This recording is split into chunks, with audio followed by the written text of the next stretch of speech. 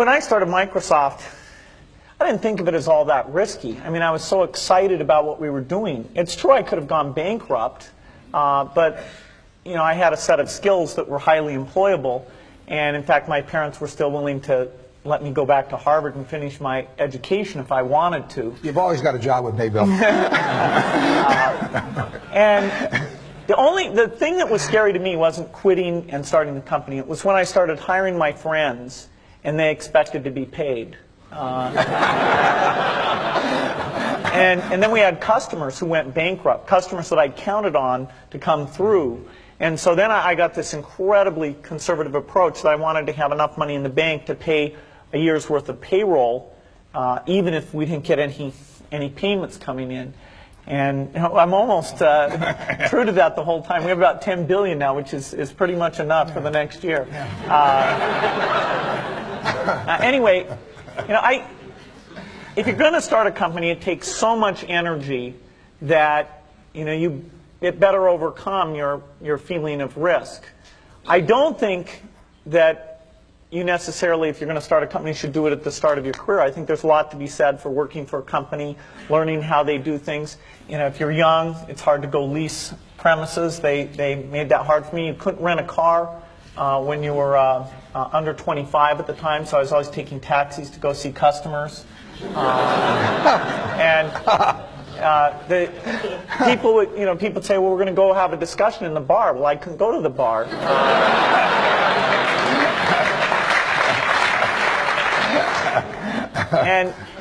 But you know, that's fun, because I'll tell you, when people are first skeptical and they think, oh, this kid doesn't know anything, then when you show them you've really got a good product and you know something, they actually tend to go overboard and they think, whoa, you know, they know a lot. Let's really do an incredible amount with these people. So our youth, at least in this country, was a huge asset for us once we reached a certain threshold. It is hard.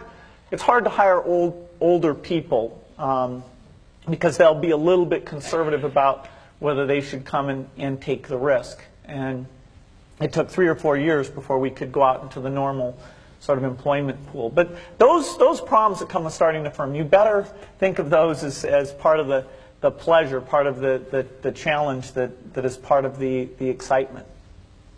I want to thank Harvard for this honor.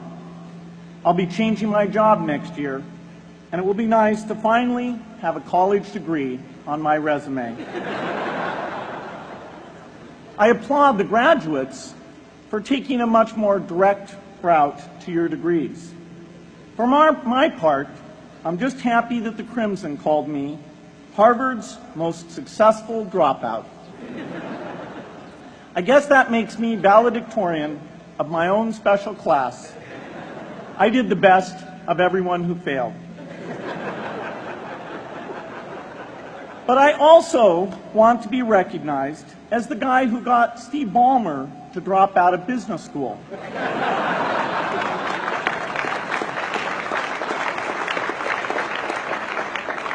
I'm a bad influence. That's why I was invited to speak at your graduation. If I'd spoken at your orientation, fewer of you might be here today. I'm in meetings a lot. My calendar gets very full with those, and then at night, after the kids have gone to bed, I'm on email a great deal. I get messages during the day. That's my chance to give long responses. And then over the weekend, I send a lot of mail as well.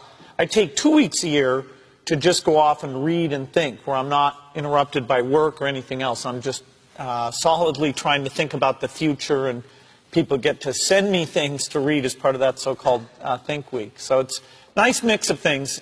About 25% of the time then I'm out traveling around, meeting with customers, Europe, Asia, and that sort of helps me think, okay, do we have the right priorities? What are people responding well to, and what would they like to see us do better? Hello, I'm Bill Gates, Chairman of Microsoft. In this video, you're going to see the future, Windows.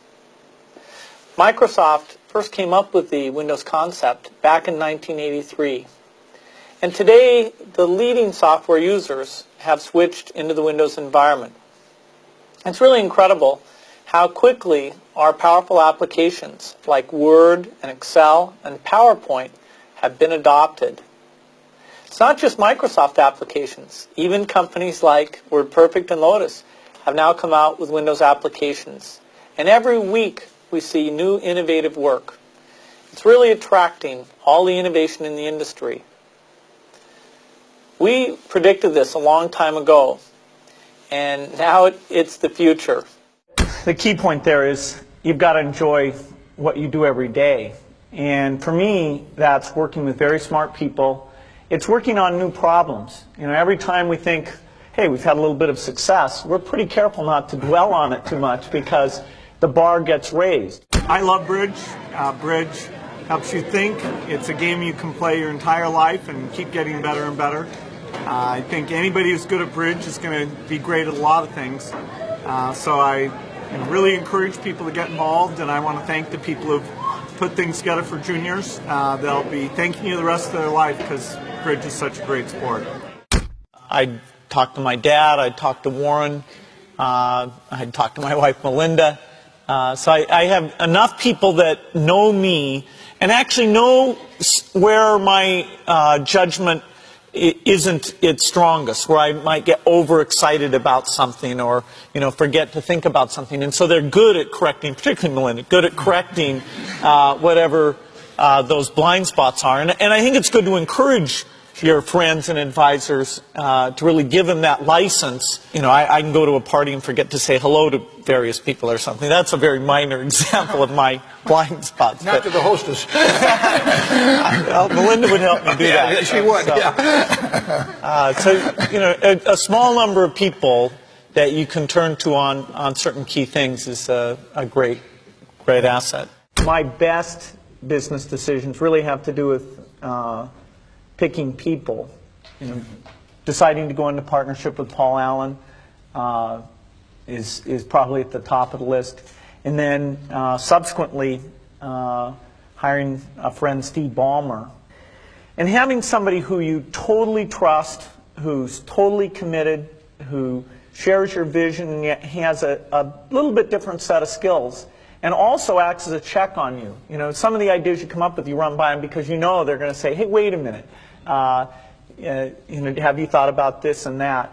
And just, the benefit of sparking off of somebody who's got that kind of brilliance, it's not only made it fun, but it's really led to a lot of success. So picking a partner is crucial.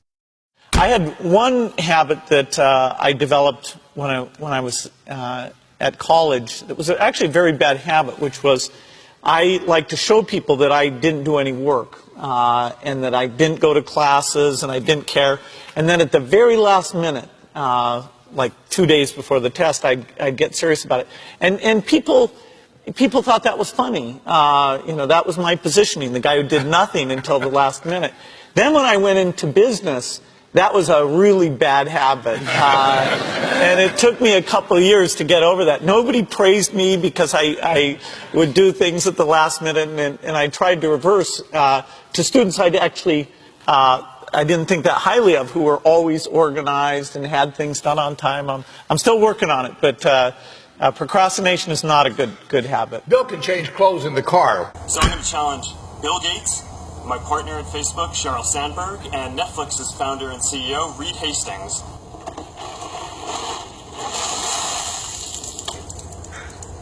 I'm glad to give to ALS. It's a great cause, but I want to accept this challenge. I want to do it better than it's been done.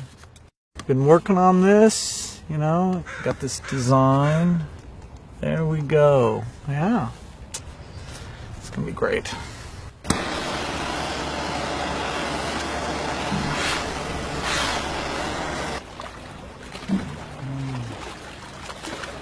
I'm here to join the people bringing attention to Lou Gehrig's disease by taking the ALS Ice Bucket Challenge.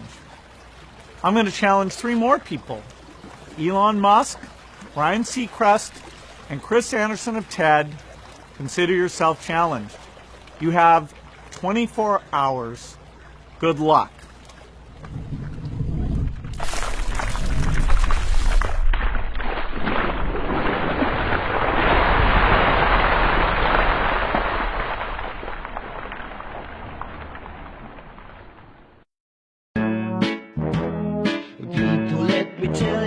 my best friend is a warm-hearted person who loved me till the end. Now, people, let me tell you about my best friend. He's a one-boy, cuddly toy, my up, my down, my pride and joy. People, let me tell you about him. It's so much fun, whether we're walking man to man or whether we're walking sun to sun, 'cause he's my best friend. Yeah, he's my best friend. La la, ba da da da ya, ba da da ya, ba da ya. Is it true that you can leap over a chair from a standing position?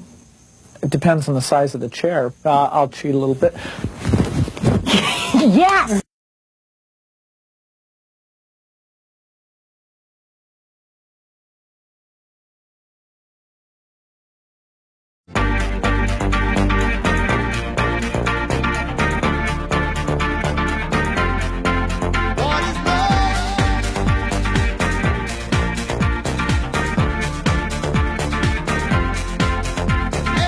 By the way, I believe in winners and losers, and especially the freedom to fail. Who? Him? Who? Him? Who? Him?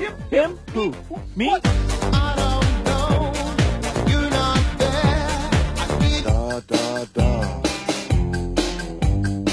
No way!